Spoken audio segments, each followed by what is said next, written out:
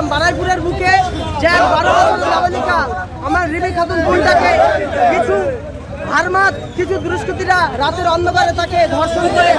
এই মুহূর্তে ঘটকপুকুর চৌমাথা বাসন্তী হাইরোডের উপরে আবার আন্দোলন শুরু করেছে। আর জাউলগাছি অঞ্চল নেতৃত্বরা এই মুহূর্তে ফিরোজ দা থেকে শুরু করে ইমরান দা, সেলিম দা, একাধিক নেতৃত্বরা আছে।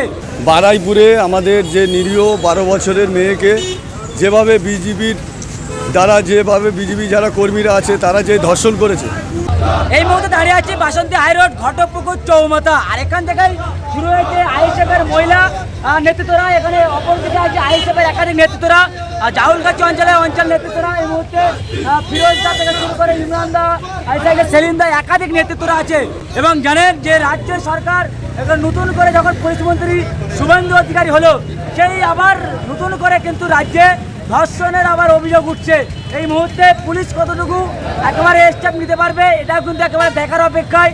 যে ন্যায্য কথা বাকি যারা ধর্ষণকারী তাদের নাম যে একেবারে তুলে ধরছিল তারাকে কিন্তু একেবারে গুলি করে মারা হয়েছে এমনই অভিযোগ উঠছে পুলিশের পক্ষ থেকে। এই মুহূর্তে আইএসএফের একাধিক নেতৃত্ব আছে, তার সঙ্গে কথা বলার চেষ্টা করবো। এই আন্দোলন কতক্ষণ চলবে? এই মুহূর্তে ঘটকপুকুর চৌমাথা বাসন্তী হাইরোডের উপরে আবার আন্দোলন শুরু করেছে। এটা কি বলবেন, এই যে প্রতিবাদ সভার মিছিল, বিষয়টা কি? আপনারা দেখেছেন কিছুদিন আগে আমাদের এই সরকারের দ্বারা যে সরকার এসেছে এই পশ্চিমবাংলায় আমরা শুনেছিলাম যে ভরসা ইন ভয় আউট, কিন্তু তার কিছুদিন বাদেই আমরা দেখতে পেলাম বারাইপুরের বুকে যে 12 বছরের নাবালিকা আমার রিমি খাতুন বোনটাকে কিছু হারমাত কিছু দুষ্কৃতীরা রাতের অন্ধকারে তাকে ধর্ষণ করে হত্যা করেছে। তারই প্রতিবাদে আজ আমরা ভাঙড়ে অল মানুষ পথে নেমেছি যাতে আমার ওই 12 বছরের রিমি খাতুনটি বিচার পায় এবং এমন সরকার বিচার দিক বা এমন পুলিশ মন্ত্রীর বিচার দিক দেখে এই পশ্চিম বাংলার বুকে কোনো জায়গায় যেন ধর্ষণ না হয়, এই ধর্ষণ যেন কোনোভাবে বন্ধ হয়, তার জন্য আজ আমাদের প্রতিবাদ। এবং আমরা এমন শাস্তি দেখতে চাই এই পশ্চিম বাংলার বুকে যে সর্বোচ্চ শাস্তি ওই গুন্ডাদের উপরে যেন নামে।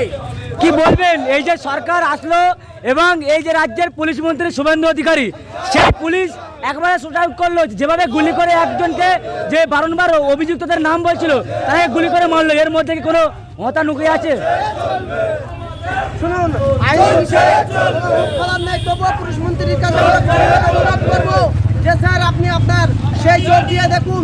আপনারাই বলেছিলেন যে পশ্চিম বাংলায় ভয় আউট ভরসা ইন, আমরা সেই ভয় আউট এবং ভরসা ইন সেই পশ্চিম বাংলা থেকে দেখতে চাই।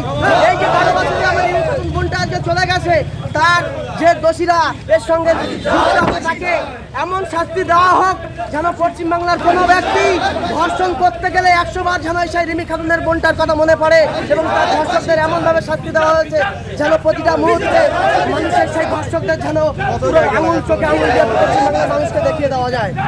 প্রতিবাদটা কোথায় চলছে? ভাঙড় ঘটকপুকুরের উপর দিয়ে। কতক্ষণ চলবে আমাদের প্রোগ্রামটি? 5:30 অবধি চলবে। এখান থেকে আমাদের ইন্ডিয়ান অয়েল অবধি যাবে। কি বলবেন, কিসের প্রতিবাদ? বারাইপুরে আমাদের যে নিরীহ 12 বছরের মেয়েকে যেভাবে বিজেপির দ্বারা বিজেপি যারা কর্মীরা আছে তারা যে ধর্ষণ করেছে, তার অবিলম্বে শাস্তির দাবিতে আমাদের এই প্রতিবাদ মিছিল। কি বলবেন, সরকার বদলাতে ধর্ষণের আবার নাম উঠে আসছে? শুনুন, সরকার বদলানোর আগে যেসব কথাগুলো বলে এসেছিল তার বিপরীত কাজগুলো দেখা যাচ্ছে। আজকে যিনি দোষী যে যারা হত্যা করেছিল তাদের প্রতিবাদ করার জন্য যে সাক্ষীকে ধরা হয়েছিল, সেই সাক্ষীকে রাত 12টার মধ্যে এই দোষীদের লপাট করার জন্য তাকে এনকাউন্টার করতে হয়েছে। এর জন্য আমরা প্রতিবাদ করছি। আমরা চাই যে এই 11 বছরের মহিলাকে যেন সঠিক বিচার হয়, সেটার জন্য আমরা প্রতিবাদ চাচ্ছি।